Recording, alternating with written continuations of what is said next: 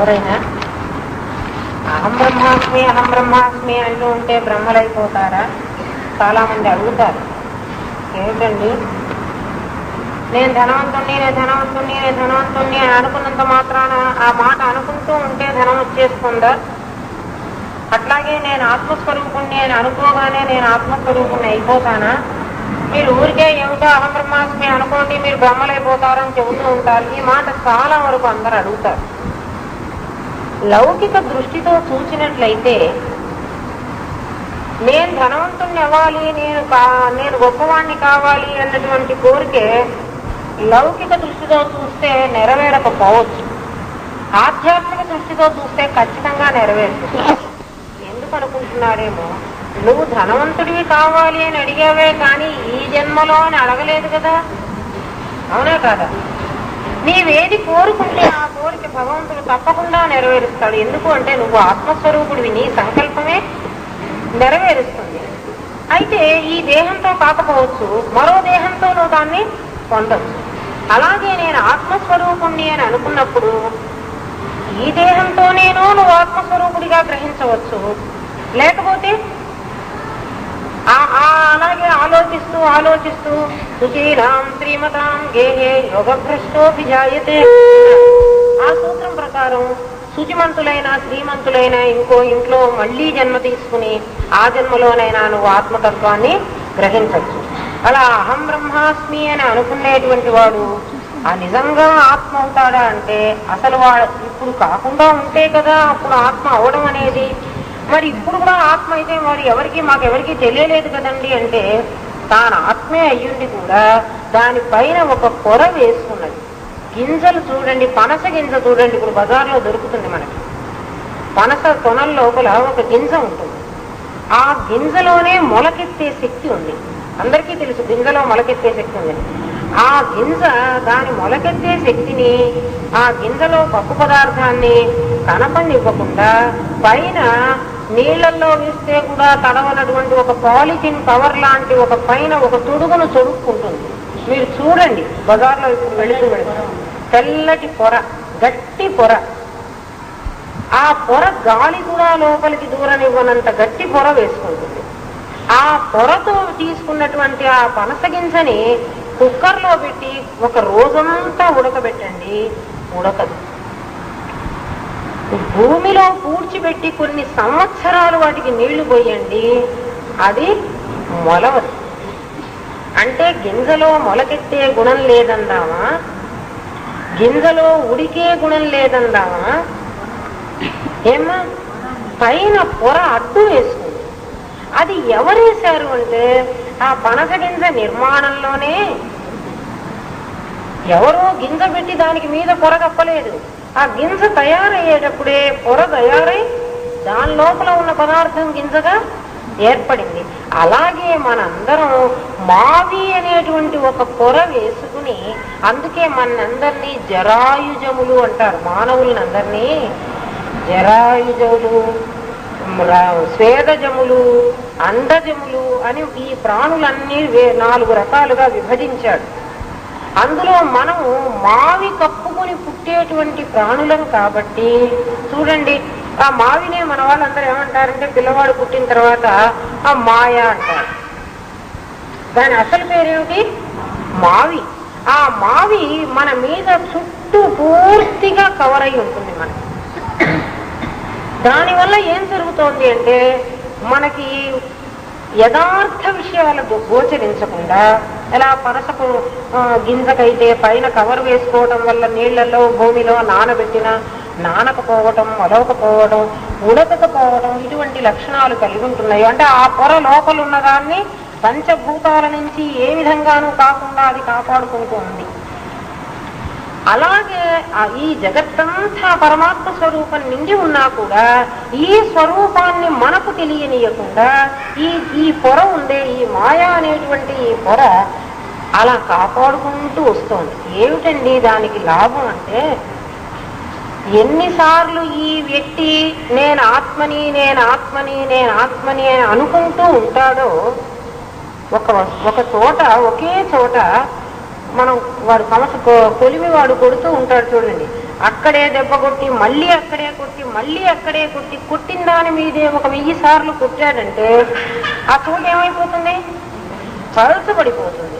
ఎప్పుడో ఒకసారి ఒక ఆఖరి దెబ్బకి అది విరిగి ఉంటుంది. అలాగే అహం బ్రహ్మాస్మి అహం బ్రహ్మాస్మి అహం బ్రహ్మాస్మి అని మనం అంటూ అంటూ అంటూ ఉంటే ఈ మావి పొర కొంత కొంత కొంత కొంత తగ్గుతూ వచ్చి చివరికి ఏమైపోతుందంటే ఎప్పుడో ఒక్కసారి పగిలిపోతుంది. అది పగలగానే ఏమైపోతుంది? యథార్థంగా ఉన్నట్టు గోచరిస్తుంది. అందుకని తాను శుద్ధ చిదాత్మ రూపుడును అని నిరంతర అనుసంధానం చేయమన్నాడు.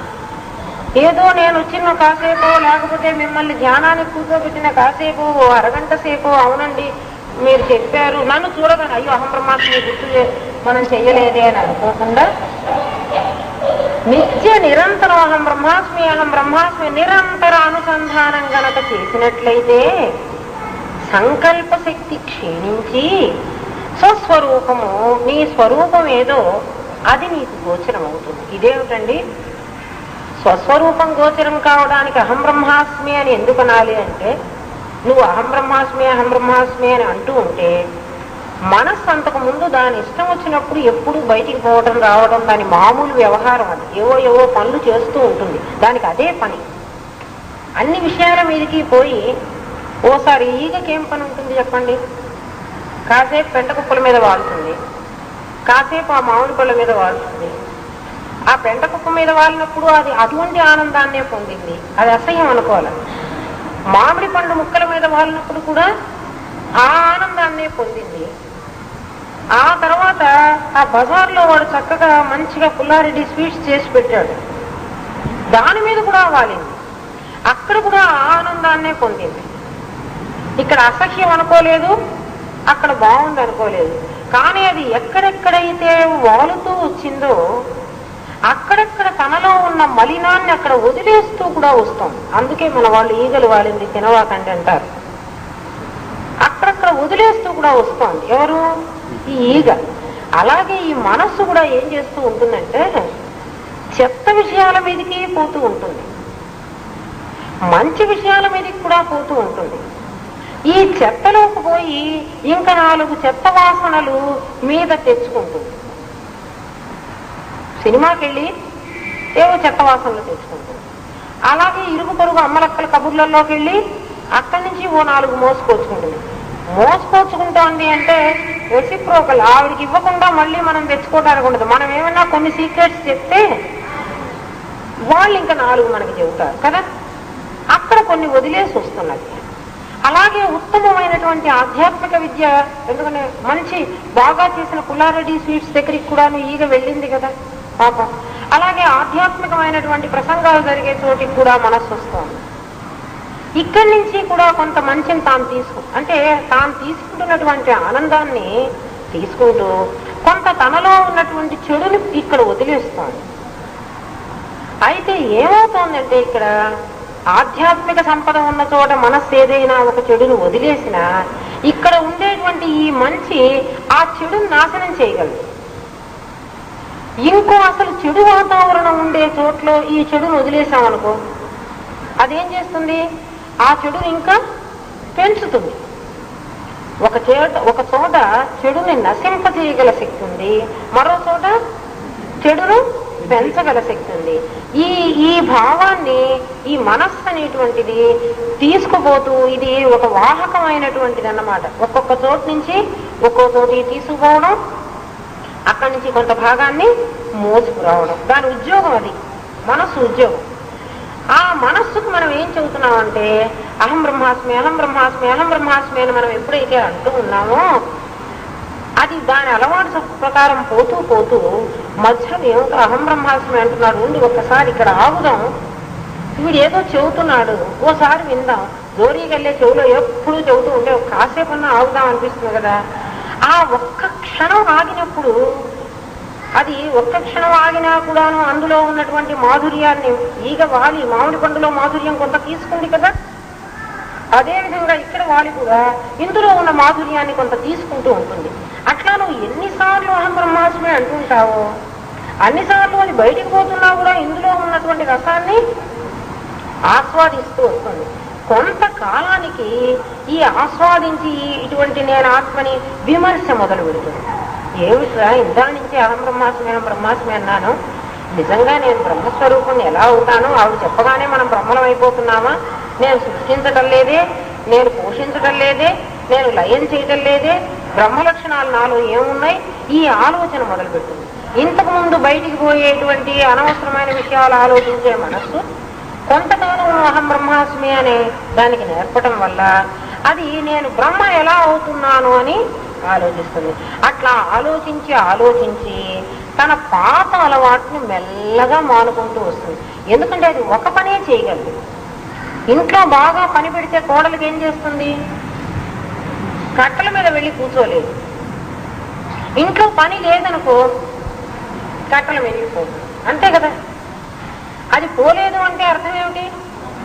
ఇక్కడ పని ఉంది అని. మనస్సు బయటికి వెళ్ళటం లేదు అంటే అర్థం ఏమిటంటే ఇంట్లో దానికి పని పెట్టావు. ఇంట్లో దానికి పని పెడితే అది ఈ పని చేసుకుని ఇంట్లో పని చేయటం ఎప్పుడైతే మొదలవుతుందో ఇంట్లో ఉన్న చెత్తా చెదారం కనపడటం మొదలు పెడుతుంది. గబగబా 2 మెతుకులు తిని బయటికి పోయేవాడికి అక్కడ బూజు ఉందో, ఇక్కడ దుమ్ము ఉందో, ఇక్కడ మాసిన గుడ్డలు ఉన్నాయో ఇవన్నీ తెలియదు. ఎవరికి తెలుస్తుంది? ఇంట్లో ఉన్నవాడికి తెలుసు. నువ్వేం పలకరించక్కర్లేదు, నేనేం పలకటం లేదు నీతో. చూడు ఎంత మాట్లాడుతున్నాడు. ఇంట్లో ఉన్నవాడికి ఏమవుతుంది అంటే అవి తీయద్దు అని అనుకుంటే కూడా ఆ చెత్తారం అంతా వీడి కళ్ళకి కనపడుతూ ఉంటుంది. కనపడుతూ ఉంటే కొంచెమన్నా వాడు చెయ్యాలి అని ప్రయత్నం చేస్తాడు, దాన్ని తీస్తాడు. అట్లా ఎప్పుడైతే మనస్సు ఇక్కడే కూర్చుందో బయటికి పోకుండా దీనిలో ఉన్న వాసనలు, మీకు మహావాక్యం ఇచ్చి సమాధి రాగానే ఇవన్నీ తెలియవమ్మా. కొంతకాలానికి ఇవన్నీ మొదలు పెడతాయి మీ వెంట. మీలో ఉన్నటువంటి వాసనలు, మీలో ఉన్నటువంటి దుస్సంస్కారాలు, మనం ఏమేమి చెడు సంస్కారాలు ఉన్నాయో మనకి తెలియడం మొదలు పెడతాయి. ఇంతకు ముందు ఎవడైనా మనకి నువ్వు ఇలాంటి చెడు పని చేశావు అని మనకి చెప్పాలి. చెప్తే కూడా మనం ఏం చేస్తాం? ఒప్పుకోం. నేను చేసింది చెడు కాదు, మంచే అంటే సమర్థించుకోవడానికి ప్రయత్నిస్తున్నావు. తప్పేమిటి అంటే అది నీ తప్పు కాదు. మామూలు వాడు ఏమంటాడు? ఇది నీ తప్పే అంటాడు. నువ్వు చెడు చేసావు, చెడుని మళ్ళీ సమర్థించుకుంటున్నావు, ఈ తప్పు నీది అంటాడు. కానీ ఆధ్యాత్మిక జ్ఞానం గలవాడు ఏమంటాడంటే నాయన తప్పు చేయలేను. మరి ఎందుకు ఇలా చేశావు? అది తప్పని నీకు తెలియదు. తప్పని నీకు తెలిస్తే నువ్వు ఆ తప్పు చేసేవాడివి కాదు. అన్నప్పుడు ఎవరినైనా నువ్వు తప్పు చేశావు అన్నప్పుడు వాడు హర్ట్ అవ్వడము, నాయన ఇది తప్పని నీకు అసలు తెలియదు, తెలియకుండా నీ వల్ల ఈ పని జరిగింది అని అనగానే వాడు వెంటనే కళ్ళనీళ్ళు పెట్టేసుకుంటాడు. ఎందుకంటే వాడు రిపెంట్ అవుతున్నాడు. నేను చేసింది తప్పని వాడు గ్రహించాడు.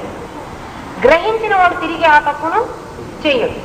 ఇలా అహం బ్రహ్మాస్మి అని అనుకోవడం వల్ల మనస్సు మనలోనే ఉండి మనలో ఏ దోషాలు ఉన్నాయో, ఎటువంటి దుస్సంస్కారాలు ఉన్నాయో, ఎటువంటి భావనలు ఉన్నాయో, ఏ ఆలోచనలు ఉన్నాయో మన వాసనలని మనకి తెలియచేస్తూ ఉంటుంది. ఎవరు? మన మనస్సే. ఎవరి మనస్సో చెబితే మనం వింటామా? అసలు మనం వినకుండా ఇంకా ఏం చేస్తాం? ఎదురు తిరుగుతాం. మనదే రైట్ అని అనిపించుకోవడం కోసం వాడితో పోట్లాడతాం. అందుకని ఎవరో చెప్పొద్దు మనకి, మన మనస్సు మనకి చెబుతుంది. అట్లా దానికి ఎప్పుడైతే పని పెట్టావో అది విచారించుకుంటూ మొదలు పెడుతుంది. అప్పుడు దానికి తెలుస్తుంది ఈ జగత్తంతా చిద్రూపమే కానీ అంతకు భిన్నంగా ఏమీ లేదే అనిపిస్తుంది. పసి పిల్లవాడికి నాకు కోతి బొమ్మ వద్దు, నాకు చిలక బొమ్మే కావాలి అంటాడు. కొంచెం జ్ఞానం కలిగిన వాడికి కోతి బొమ్మ రబ్బరు బొమ్మే, చిలక బొమ్మ రబ్బరు బొమ్మే, నాకు రబ్బరు బొమ్మ కావాలి అనుకుంటాడు. కోతి బొమ్మ చిలక బొమ్మ వేరు వేరు అనుకునేటువంటి వాడు లౌకికమైనటువంటి సామాన్యుడు. అవి రెండూ కూడాను రబ్బరుతో తయారు చేసినవేను కాబట్టి రబ్బరు బొమ్మలే అనుకునేవాడు విమర్శకుడు. తేడా తెలుసుకోండి. అంటే సామాన్యుడు లౌకికుడు ఏం చూశాడు? నామరూపాలను మాత్రమే చూశాడు. విమర్శకుడు ఏం చూశాడు? అందులో ఉన్నటువంటి పదార్థాన్ని చూస్తున్నాడు. ఆ పదార్థం దేంతో తయారవుతోందో దాంతో చూస్తున్నాడు. అందుకని విమర్శకుడి దృష్టిని నువ్వు అలవాటు చేసుకుంటే ఈ కనిపించేటువంటి ఈ జగత్తంతా కూడా ఇందాకేమో నామరూపాత్మకంగా ఇది వెంకమ్మ, ఇది పుల్లమ్మ, ఇది సావిత్రి, ఇది శారద, ఇది ఉష, ఇలాంటి దృష్టి కలిగింది. కొంతకాలానికి నీ దృష్టి ఏమైపోయింది?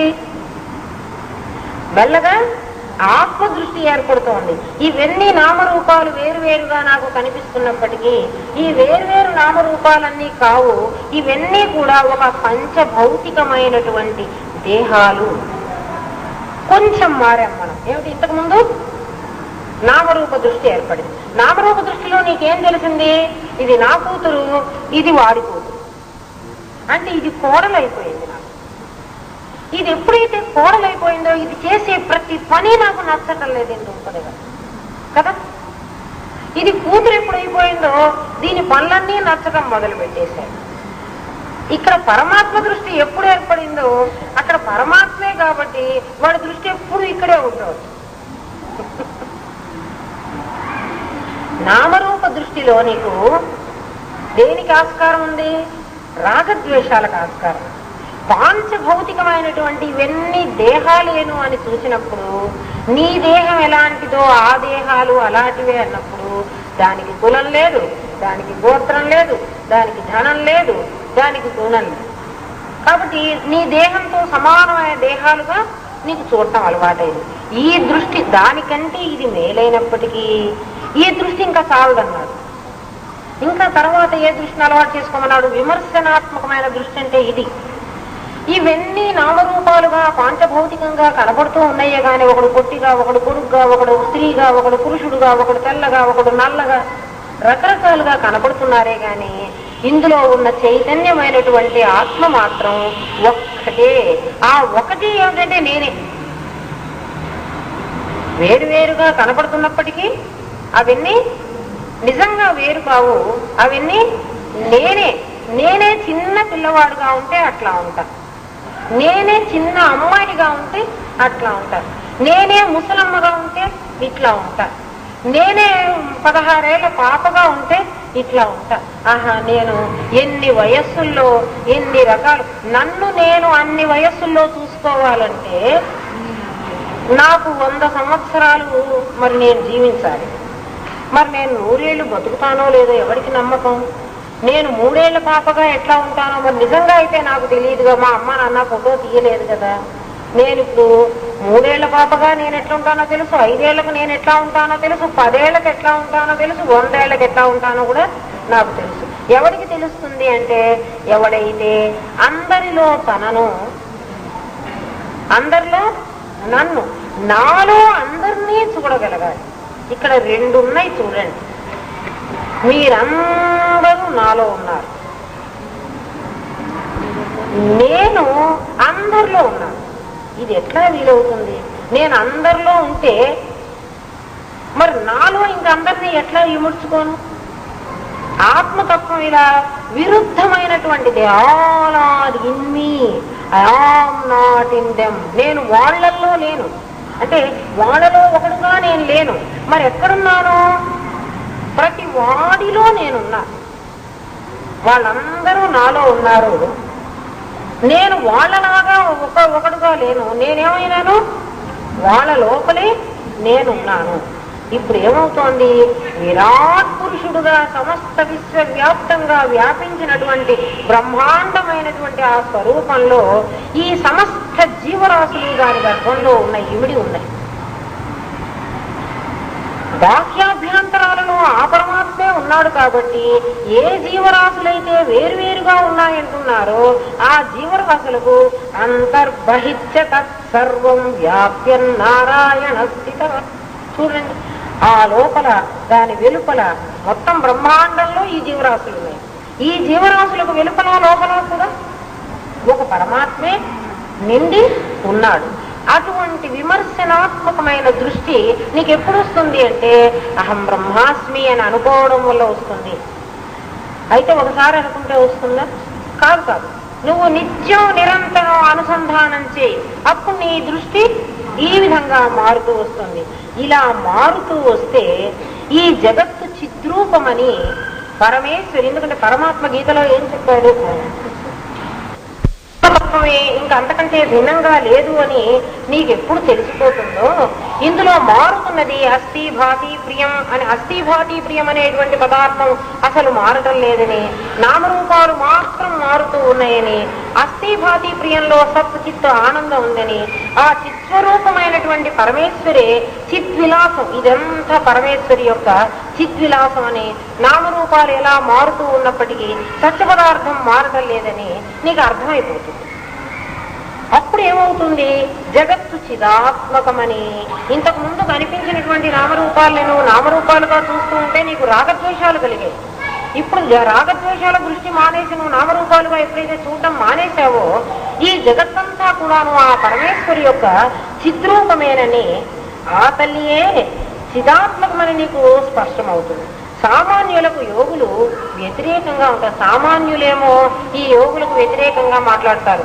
ఏమిటండి జగత్తంతా చిద్రూపమే అంటారు, చిద్రూపం అయితే మరి ఒకడు దొంగతనం ఎందుకు చేస్తున్నాడు, ఒకడు హత్య ఎందుకు చేస్తున్నాడు, ఒకడేమో పవర్ కోసమని ఎందుకు పాకులాడుతున్నాడు, ఒకడు మోసం ఎందుకు చేస్తున్నాడు, ఇవన్నీ వాళ్ళందరూ చిద్రూపాలే అయినట్టయితే ఇటువంటి పాడు పనులన్నీ ఎందుకు చేస్తున్నారు, పరమేశ్వరి చిద్రూపిణి ఇలాంటి పాడు పని చేస్తుందా అని అంటారు. ఆ అంటూ ఉన్నవాడు ఏ దృష్టితో అంటున్నాడో ఒకసారి ఆలోచించండి. వారికి నామరూపాత్మకమైన దృష్టి, నామరూపమైన దృష్టితో చూస్తే జగత్తు చాలా భిన్నంగా గోచరిస్తుంది. సత్యస్వరూపమైనటువంటి దృష్టితో చూస్తే జగత్తులో నీకు భిన్నత్వం కనిపించదు. ఇదంతా కూడా ఏకత్వమే అనేటువంటి భావం నీలో ప్రబలుతుంది. అందుకని యోగి అయినటువంటి వాడు, యోగి అంటే ఎవడైతే ఈ యోగాన్ని అభ్యసిస్తూ ఉన్నాడో, ఏ యోగాన్ని, జీవాత్మను పరమాత్మతో అనుసంధానం చేసేటువంటి యోగాన్ని ఎవడైతే అభ్యసిస్తూ ఉన్నాడో వాడు యోగి అవుతాడు. వాడికి ఇంకోడికి తేడా ఉంటుంది. ఎందుకంటే యోగులకి సామాన్యులకి వాళ్ళకు ఎటువంటి భ్రాంతి అలవాటైందంటే, అమ్మ పిల్లవాడికి అన్నం పెడుతూ పిల్లవాడిని ఎత్తుకుని వాడికి అన్నం పెడుతుంది. వాడు అన్నం తినడు, నోరు తెరవడు. అందుకని ఏం చేస్తుందంటే, ఆ చెట్టు మీద బూచాడు ఉన్నాడు, ఆ బూచాడు ఏం చేస్తాడు, నిన్ను పట్టుకుపోతాడు. బూచాడు వచ్చి నిన్ను పట్టుకుపోతాడని చెబుతుంది. పాపం ఆ పిల్లవాడు ఏం చేస్తాడు, ఆ చెట్టును చూసినప్పుడంతా ఆ చెట్టు మీద నిజంగా బూచాడు ఉన్నాడని వాడు తన్ని పట్టుకుపోతాడని భావన చేస్తున్నారు. ఆ చెట్టు ఉన్న తల్లికి ఆ చెట్టు మీద ఎవరున్నారో తెలుసా తెలియదా? బూచివాడున్నాడని చెప్పే తల్లికి చెట్టు మీద ఎవడున్నాడో తెలుసు.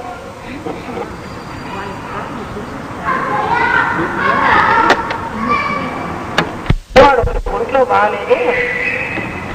సత్యము అన్న భ్రాంతి మనకి ఎప్పటి నుంచి వస్తుందంటే, అమ్మ పిల్లవాడికి అన్నం పెడుతూ ఆ చెట్టు మీద బూచాడున్నాడు అని చెప్పింది కదా, ఆ చెప్తూ ఉన్న అమ్మకి చెట్టు మీద బూచాడు లేడని తెలుసు.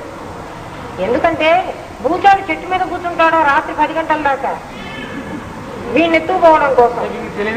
అదే వీడికి తెలియదు కానీ ఈమెకి తెలుసు కదా. ఈ తెలిసినా చెబుతోందన్నమాట ఈ మాట. ఎవరికి? ఈ పిల్లవాడికి, పసివాడికి చెప్తోంది. ఈ పసివాడు రేపు పెద్దవాడయ్యి వాడి కొడుకు ఏం చెబుతాడంటే, వీడు అల్లరి చేస్తూ ఉంటాడనుకో, ఒరే ఆ చెట్టు మీద బూచాడున్నాడు నిన్ను పట్టుకుపోతాడని చెబుతాడు. ఇట్లా ఈ జగత్ అనేటువంటి ఈ భ్రాంతి, జగత్తు సత్యము అన్నటువంటి భ్రాంతి మనకి ఎప్పటి నుంచి వచ్చిందంటే, ఇలా ఇది అసత్యం అని తెలిసిన వాడు కూడా ఇంకోడికి సత్యం అనే చెబుతున్నాడు. ఇది అసత్యం అని తెలుసు ప్రతి వాడికి, ఇది అసత్యం. మీరందరికీ తెలియదా అండి? మనం అందరం కూడాను ఎప్పుడో ఒక రోజు చస్తామని తెలుసు. తెలియదా? ఎవరికైనా తెలియదంటే ఒక్కళ్ళు చెప్పండి, నాకు తెలియదని. ప్రతి వాడికి చచ్చిపోతామని తెలుసు. కానీ నేను చచ్చిపోతాను, కానీ మీ అందరికీ పెళ్లి పేరంటం ఇవన్నీ చేయడం ఇది సత్యం అనుకుంటున్నాను. ఏమంటే చచ్చిపోతారు కదా, వాడికి ఎందుకు ఇప్పుడు పెళ్లి చేయటం అంటాం అనుకో, ఈ మాటకి అందరు ఏమంటారు? ఇప్పుడు చచ్చిపోతాడా అండి, సత్యదాగా ఇవన్నీ ఉంటారు. ఎప్పుడో వస్తాడు. సస్తామని తెలిసి కూడా ఈ ప్రపంచంలో మనం పెళ్లి చేసుకుంటున్నాం, పిల్లల్ని కంటున్నాం, ఇల్లు కట్టుకుంటున్నాం, అన్ని పనులు చేస్తున్నాం. ఎట్లా అయితే ప్రతివాడికి తాను కష్టానని తెలిసి ఈ పనులన్నీ చేస్తున్నాడో, అదే విధంగా అంటే తల్లి ఎట్లాగైతే తనకు సత్యం అని తెలిసి కూడా బూచాడు లేకపోయినా బూచాడున్నాడని ఆ పిల్లవాడికి చెప్పి నమ్మిస్తున్నదో, అట్లా పెద్దవాడు చిన్నవాడికి ఈ జగత్తు సత్యం అని నమ్మిస్తున్నాడు. చూడమ్మా, ఈ ప్రపంచం ఈ విధంగా ఉంటుంది, దీనిలో నువ్వు పెళ్లి చేసుకోవాలి, నువ్వు ఏ విధంగా ఉండాలి, ఇట్లా ఉండకపోతే తప్పు, వాళ్ళు ఇట్లా అంటారు, వీళ్ళు అట్లా అంటారు, రేపు చచ్చిపోతే ఎవరు అంటారు కదా. ఆ మాట అందరికీ తెలుసు కదా. ఏ తల్లి అయినా పర్వాలేదులేమ్మా, నువ్వు నీ ఇష్టం వచ్చినట్టుండు, ఎలాగో చచ్చిపోయే వాళ్ళమే ఉన్ననాడు, హాయిగా నీ ఇష్టం వచ్చినట్టు తిరుగు అని ఎవరన్నా ఒక్కళ్ళు చెబుతున్నారా? మీరు వినండి, చెప్పడంలే. ఇది సత్యం అని, ఇందులో నడిచేటువంటి నడవడిక సత్యం అని ఏమో అందరూ అలాగే చెబుతున్నారు కదా. కాబట్టి ఈ జగత్తులో ఈ మిథ్యా జగత్ అని మనకు తెలిసినప్పటికీ దీనికి మిథ్య అనేది కాకుండా సత్యత్వం అనేటువంటి దాన్ని ఒకదాన్ని ఆపాదించి మనం ఆపాదిస్తున్నాం. ఆ భ్రాంతి జగత్తులో మనం మునిగా మన తర్వాత వాళ్ళని ముంచుతున్నాం. ఎవరికి వాడికి సత్యం తెలుసు. ఆలోచించండి ఒకసారి. ఎవరికి వాడికి సత్యం తెలుసు. తెలిసి కూడా వాడు ఏం చేస్తున్నాడు? ఇక్కడ మిథ్య చేస్తున్నాడు. నన్ను ఎవరో అడుగుతారు, ఏమండి మీరు ఇంత జ్ఞానులు కదా, మీకు ఆత్మ తెలుసు కదా, మరి మీకెందుకండి ఈ వ్యవహారం అంతా అంటారు. దానికి జ్ఞాని ఏమంటాడంటే, నిజమే నాయన, నేను జ్ఞానిని, నేను ఆత్మనని నాకు తెలుసు, జ్ఞాని నేను తెలుసు అనకూడదు. ఎందుకంటే ఎవరికైతే జ్ఞానం ఉందో వాడు మాట్లాడదు అసలు కదా. ఆత్మ మాట్లాడదు కదమ్మా, దేహమే కదా మాట్లాడుతుంది. వాడికి తెలుసు కదా, నాకు తెలుసు నాయన, మరి ఎందుకండి ఈ విద్యా జగత్తులో మీ వ్యవహారం చేస్తున్నాను, నేను నాటకం వేస్తున్నాను అంటాడు. ప్రతివాడు ఏమంటాడు? నేను నాటకం వేస్తున్నాను. రామారావుకి ఎన్ని కోట్ల రూపాయల ధనమన్నా హరిశ్చంద్రుడు వేషం వేసేటప్పటికీ కాటికాపరికి ఆ చిన్న బీదవాడి వేషం వేసుకుని ఆ కొండ చేతిలో పట్టుకుని ఇదే వేసుకోవాలి. ఏమయ్యా నీకు ఇన్ని కోట్లు ఉన్నాయి కదా, నీ కర్మం ఏం పట్టింది, ఈ పాడు ఈ కంబడి కట్టుకున్నావు అని అడిగామనుకోండి, ఏమంటాడు? సినిమాలో ఒక పోర్షన్. అవునా కదా? అలాగే ప్రతి ఒక్కరికి ఈ జగత్తు మిథ్య అని తెలుసు, ఇది శాశ్వతం కాదని తెలుసు, ఇది పోతుందని తెలుసు. కానీ ఇందులో వాడు సత్యంగానే నటిస్తున్నాడు. దీన్ని బట్టి మనం అందరం నటించేవాళ్ళమే. మనం నటించే వాళ్ళం కాబట్టే ఒక సినిమాకు వెళ్ళి ఆ సినిమాలో నటించిన వాడిని చూసి చిచి వాడు అందులో బాగా యాక్ట్ చేయలేదురా అని చూస్తున్నావు. అంటే వాడు చేయలేదని సర్టిఫై చేయాలంటే నువ్వు ముందు చేసావు, నువ్వు యాక్టర్వి, ఆ సంగతి నువ్వు ఒప్పుకోవటంలా. అవునా కాదా? నువ్వు నటిస్తున్నావు, ఆ సంగతి నువ్వు ఒప్పుకోవటంలా. ఈ జనులు ఏం చేస్తున్నారంటే ఈ జగత్తు సత్యము అనేటువంటి ఈ భ్రాంతి అనాదిగా తీసుకొస్తున్నారు. పరమాత్మ సత్యం అని ప్రతి ఒక్కడికి తెలిసినప్పటికీ, దేవుడు ఉన్నాడు అని ప్రతి ఒక్కడికి తెలుసు. తెలియకున్నా అది ఎక్కడున్నాడో తెలియదు, కానీ ఆత్మజ్ఞుడికి మాత్రం తనలో ఉన్నాడని తెలుసు. కానీ ఆత్మ తెలియని వాడికి కూడా దేవుడు ఉన్నాడని తెలుసు. మనకు కనపడకపోయినా వాడు ఎవడో ఒకడు ఉంటాడు. వాడు ఎట్లా ఉంటాడో నాకు తెలియదు, కానీ ఒకడు మాత్రం ఉన్నాడు. అలా ఉన్నాడని తెలిసి ఈ జగత్తే దేవుడని గ్రహించలేకపోతున్నాడు. అది వాడికి మోహం అన్నమాట. ఈ జగత్ మనకు కనిపించే వీళ్ళందరూ దేవుడు కాదు. ఎందుకంటే పరమాత్మ గీతలో ఏమన్నాడు? నేను నా ప్రకృతి ఉన్నా ఉన్నారు. నా ప్రకృతి మీరు చూస్తున్నారు, నన్ను మీరు చూడలేకుండా ఉన్నారు. నన్ను అసలు మీరు చూడాలంటే ఆ లైట్ వెలుగుతూ ఉంటే ఎవరైనా కరెంట్ లేదు అని అనగలరా? లైట్ వెలుగుతోంది అంటే కరెంటు ఉన్నది అనే అర్థం. మనుషులు మాట్లాడుతున్నారు, తిరుగుతున్నారు, నడుస్తున్నారు, ఆలోచిస్తున్నారు, తల తిప్పుతున్నారు అంటే అష్టవిధ ప్రకృతులు వ్యవహారం చేస్తున్నాయి అంటే దాని లోపల తప్పకుండా 9వ వాడు ఉన్నాడు. మరి వాణ్ణి తెలుసుకోలేక వాళ్ళు లేదంటారు. అది జగత్తు యొక్క భ్రాంతి, అదే జగత్ భ్రాంతి.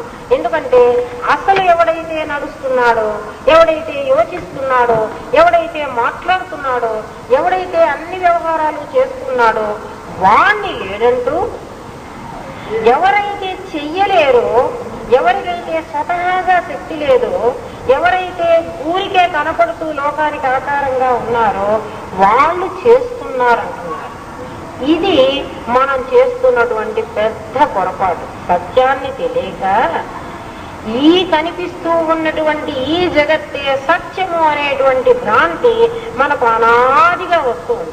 సత్య వస్తువును, ఆత్మను సద్గురువు చూపించినా ఏమ్మా గ్రహింపలేక అసత్యమగు శరీరమే ఆత్మ అని తలుస్తూ ఉన్నారు చాలా మంది. అదే చెబుతూ ఉన్నాడు. ఏమంటున్నాడంటే సత్య వస్తువును గురువు చూపిస్తున్నాడు. ఎవరైనా సద్గురువును ఆశ్రయించిన వాడికి, నాయన నీలోనే సత్య పదార్థం ఉందిరా అని అహం బ్రహ్మాస్మి అనేటువంటి మహావాక్యం ద్వారా నీకు ఆత్మానుసంధానం కలిగిస్తున్నాడు గురువు. అనుభూతి కలుగుతోంది. ఆ అనుభూతిలో నీకు దేహం లేదు. అందరూ సమాధి వచ్చిన వాళ్ళే కదా, ఎక్కడా కూడా ఏ ఆకారము లేదు. ఒక ఆనందమైనటువంటి సచ్చిదానంద స్వరూపమైనటువంటి ఆత్మానుభూతి మాత్రమే అనుభవించాం. అనుభవించి అదే నీ స్వరూపము, అదే పరమాత్మ అని గురువు చెప్పినా కూడా, ఎందుకంటే అందులో ఉండటంలే. సద్గురువు చూపించినా అందులో మనం 24 గంటలు ఉండడానికి వీలవదు కదా, ప్రారంభ కర్మ బయటికి లాగుతోంది కదా. అది గ్రహించలేక అసత్య వస్తువుకు శరీరమే ఆత్మ అని మళ్ళీ తెలుస్తున్నారు. ఓ పక్కేమో పొద్దున ఓ తల్లి అదే అంటుంది, అమ్మా నిజంగా నా ఆత్మ అని నాకు తెలుసు. మళ్ళీ వెంటనే బయటికి వచ్చేటప్పటికి వీడు నా కొడుకు, వీడు నా కూతురు, ఇది నా వ్యాపారం అనే భావన నన్ను పీడిస్తోంది. నేను విచారణ చేసుకున్నప్పుడు నేను ఆత్మనే, నాకు ఎవ్వరు లేరని తెలుసు. కానీ బయటికి వచ్చిన క్షణమే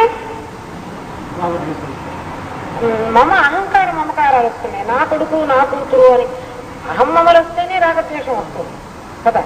నాది నా వాళ్ళు అంటే తప్పకుండా రాగం కలుగుతుంది. నాది కాదనుకున్నప్పుడు, నీదన్నప్పుడు నాకు ద్వేషం కలుగుతుంది. మరి ఎందుకు ఇలా జరుగుతోంది? సద్గురువు చూపించినా కూడా గ్రహించలేక అసత్యమైనటువంటి ఈ శరీరమే ఆత్మ అని తలుస్తున్నారు. అలాంటి వాళ్ళకి గురువు ఏం చెబుతున్నాడంటే 24 గంటలు నిన్ను ఆత్మలో ఉంచడానికి గురువే కాదు, సాక్షాత్ పరబ్రహ్మ దిగొచ్చిన, అంటే గురువే సాక్షాత్ పరబ్రహ్మ. సాధ్యం కాదు. ఎందుకు సాధ్యం కాదంటే ఈ జగత్తులో కొన్ని కార్యాలు చేయడం కోసమని, కొన్ని పనులు చేయడం కోసమని మనం ఈ దేహాన్ని తెచ్చుకున్నాం. శరీరం తెచ్చుకున్నది కొన్ని పనులు చేయటం. అన్నం వండుకోవడం కోసం నేను గిన్నె తెచ్చుకున్నాను ఏమండి, అందులో బియ్యం వేసి ఉడకబెట్టు. మరి నాకు గిన్నె లేదనుకోండి, నేను బియ్యం ఎట్లా వండుకోను? పొయ్యి ఉంది, నీళ్లు ఉన్నాయి, బియ్యం ఉన్నాయి, గిన్నె లేదు. ఆ పొయ్యిలో ఇన్ని బియ్యం పోసి ఇన్ని నీళ్లు పోతున్నా ఉడుకుతుంది కదా, ఆరిపోతుంది. అన్నం కాదు, పొయ్యి మంట పెట్టి బియ్యం పోసేసాను పొయ్యిలో. ఎన్ని నీళ్లు కావాలో అన్ని నీళ్లు కూడా పొయ్యిలోనే పోసేసాను. ఇప్పుడు ఇంకా అరగంటకి మనం అందరం అన్నం తింటాం. ఏం తింటాం చెప్పండి? ఏం లేదు.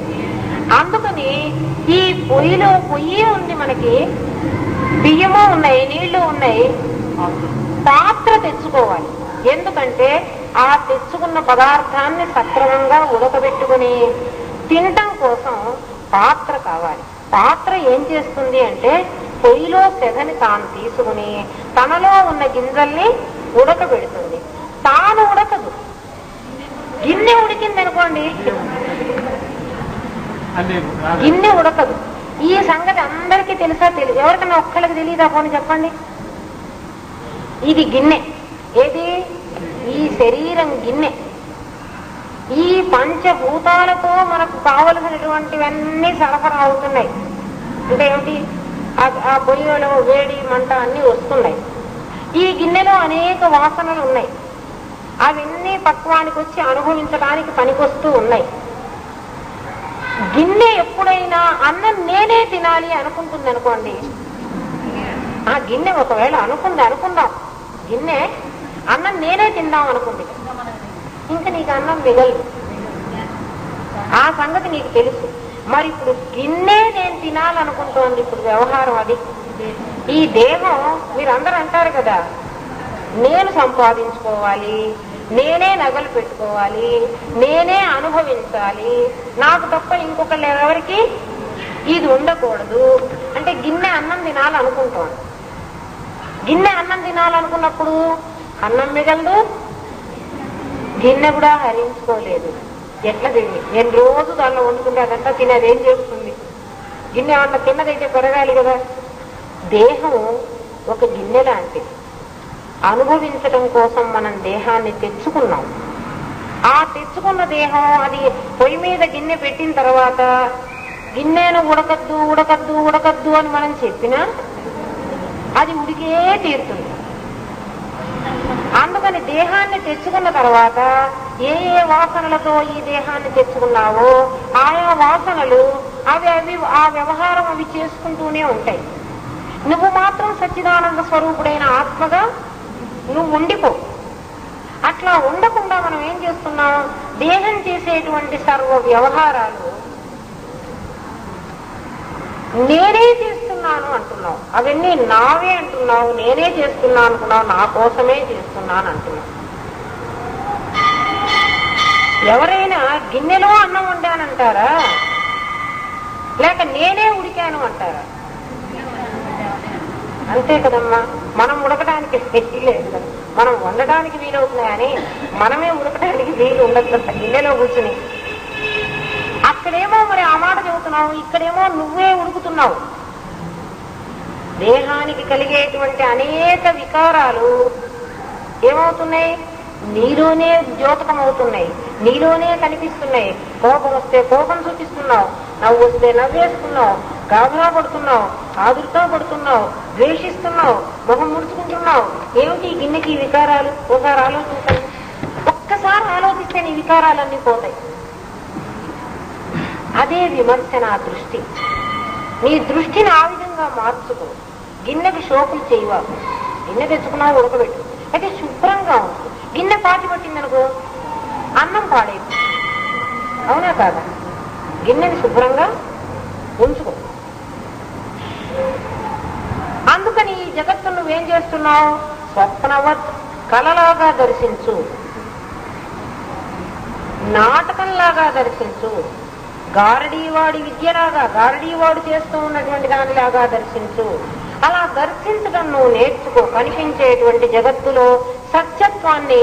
ఎందుకంటే చిన్నప్పుడు అమ్మ చెట్టు మీద బూచివాడున్నాడని చెప్పినా పెద్దవాడైన తర్వాత చెట్టు మీద బూచివాడు ఎలా ఉంటాడు, ఎందుకు కూర్చుంటాడు, వాడికి పిల్లల్ని బట్టు వాడికే అన్నం లేక వస్తుంటే నన్ను పట్టుకుపోయి వాడేం పెడతాడు? ఆ పని పిల్లవాడికి తెలియదు కదా. పెద్దవాడే నువ్వు ఆలోచించిన తర్వాత కూడా నన్ను బూచాడు పట్టుకుపోతాడు అని నువ్వు అనుకున్నావంటే ఎంత హాస్యాస్పదంగా ఉంటుందో.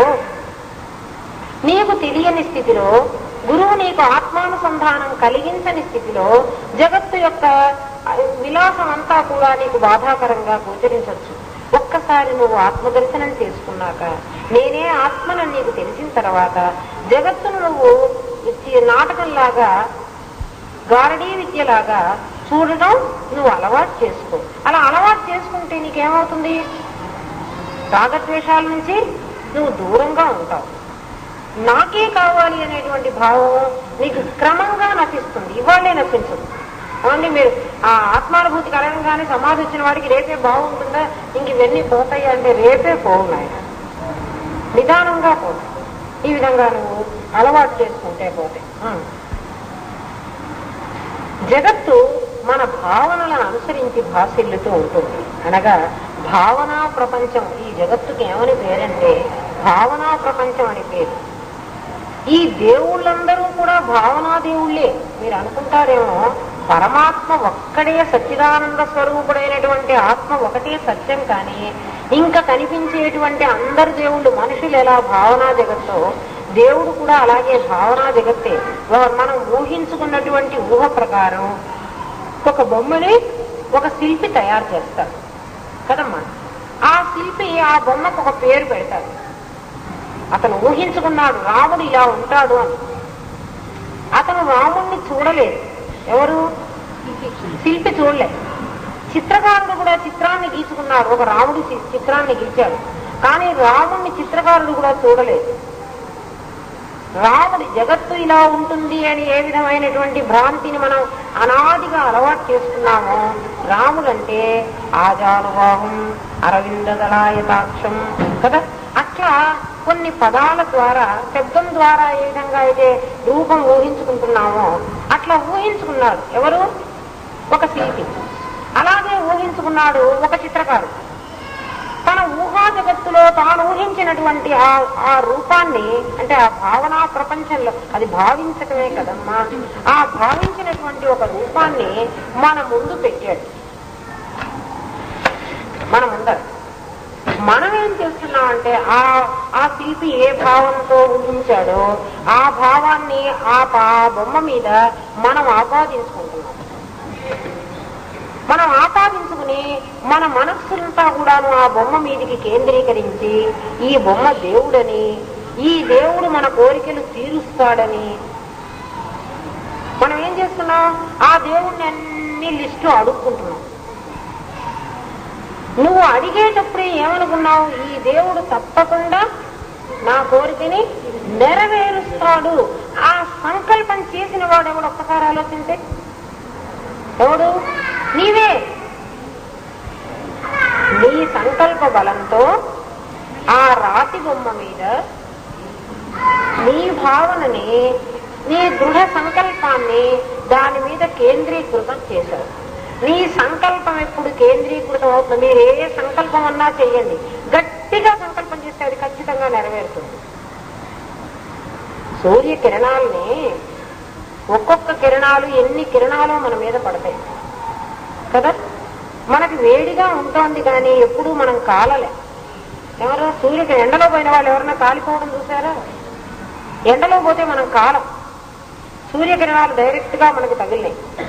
ఒక చిన్న భూతద్దం పెట్టేద్దాం. ఇక్కడ భూతద్దం అని ఉంటుంది చూడండి, పెట్టాం.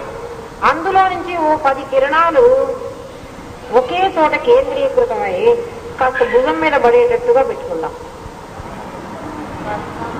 ఇంతవరకు కాలడం మొదలు పెడుతుంది, మంట పెట్టడం మొదలు పెడుతుంది. ఈ మంటకి ఎవరన్నా అగ్గి పెట్టారో, నిప్పులు ఏమన్నా తెచ్చి పెట్టారా? ఏం పెట్టలే. సూర్యకిరణాలు కేంద్రీకృతమై ఒకే బిందువు ద్వారా ప్రవహించబట్టి, అంటే ఒక అద్దంలో ఒకే బిందువులో నుంచి రాబట్టి అవి వాటి బలం కొన్ని రెట్లు ఎక్కువైపోయి ఏ విధంగా అయితే కాల్చిందో అదే విధంగా నీ సంకల్ప బలం, గట్టి సంకల్పంతో నువ్వేం చేయగలవు? ఏ కార్యమన్నా నువ్వు చేసుకోగలవు. ఎవరికన్నా ఏదన్నా పని జరగలేదు అంటే నీ సంకల్పంలో లోపం. చూడండి, ఆత్మ తెలిసిన వాడు ఎలా చెప్తాడు, దేవుడు నీ పని చేయటం లేదు. ఎందుకంటే దేవుడు నువ్వు పెట్టినవాడు, నేను కాదనుకోండి. నాలాంటి వాడు ఎవడో బొమ్మ చేసి పెట్టాడు. కాకపోతే నాలాంటి మనిషి పెట్టిన బొమ్మే కదా అది. అలాంటి మనిషి ప్రతిష్ఠించిన ప్రతిష్ఠే కదా అది. ఆ దేవుడు మన పనులు నెరవేరుస్తున్నాడని ఎందుకు అనుకుంటున్నాం? అయితే ఒక దేవుడు పనులు నెరవేరుస్తాడంటే అందరూ వాడి దగ్గరికే వెళ్ళి మొక్కుకోండి, అందరి పనులు నెరవేరవు. చూడండి, మీరే పరీక్షించుకోండి ఎందుకు నెరవేరటం లేదు అంటే. ఒక నెరవేరిన వాడికి వాడి సంకల్పం చాలా బలంగా ఉంది. ఒక నెరవేరని వాడికి